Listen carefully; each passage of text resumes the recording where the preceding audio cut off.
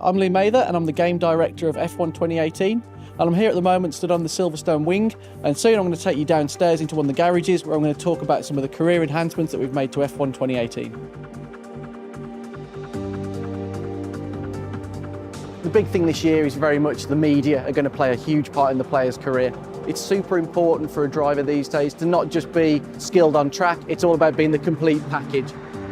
In F1 2018 we've got a new media character called Claire, and she will approach you at various points to ask you questions that are relevant to what's going on through the season. And this could relate to multiple things. It could be on contract moves, it could be on performances in races, it could be on your teammate, on other drivers. The player's going to need to really take into consideration how that impacts on not only the morale of the team, so certain departments will feel demotivated, the time and the price or the unreliability of upgrades will increase, but also how other teams in the paddock perceive them. So it may be that a certain team would like to see a driver who's a great sportsman, demure and good in front of the press, doesn't ever rock the boat, doesn't say anything nasty about anybody, even under high pressure situations. Or it may be that you want somebody who's more of a showman. Some teams really want somebody who's got that character, that effervescence, that buzz with the media. And sometimes they may say things a little bit off the cuff that cause a bit of controversy. As you become reputable in the paddock, you will open up different answers which will allow you to really exert your character within the game.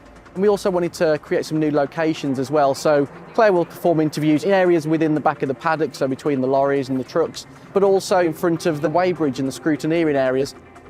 Answering questions to the media will give an instant outcome there and then. If you impact negatively or positively on a department or your relationship with a team, be that your team or another team, you'll be made aware of that. But you've also got to realise, maybe later in the season, these will get pulled up again. And if you've made a promise earlier in the season that you intend to achieve something, that might get pulled up again by the press. You really don't want to make yourself look like an idiot by over-promising, but also you don't want to rubbish people. It's important to maintain a level of professionalism in the game. This is an entirely new system compared to what we did in 2010. It's not built upon any of that technology. The whole thing is tied very closely to all areas of your career. So, for example, something we did last year with the perks system, the player couldn't choose which perks they wanted to unlock. Now you actually use those perks as bargaining tools as part of your contract. You can now task your agent to get you a drive with any particular team. You will then go into a negotiation stage. And this is something that we're actually extending across the whole season as well. So there will be key points in the season where the contract windows open again.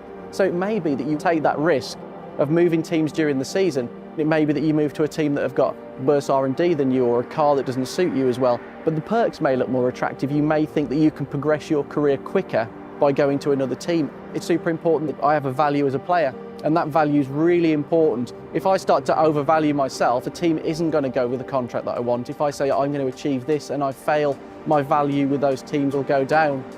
In F1 2018, the player will have rivalry with their teammate. That's always the benchmark for how good you are within the team, because obviously you're using exactly the same machinery. But you can also now challenge another rival off the grid. So you can pick who you want to try and beat. And the key thing with that is you can bet your skill level against another driver.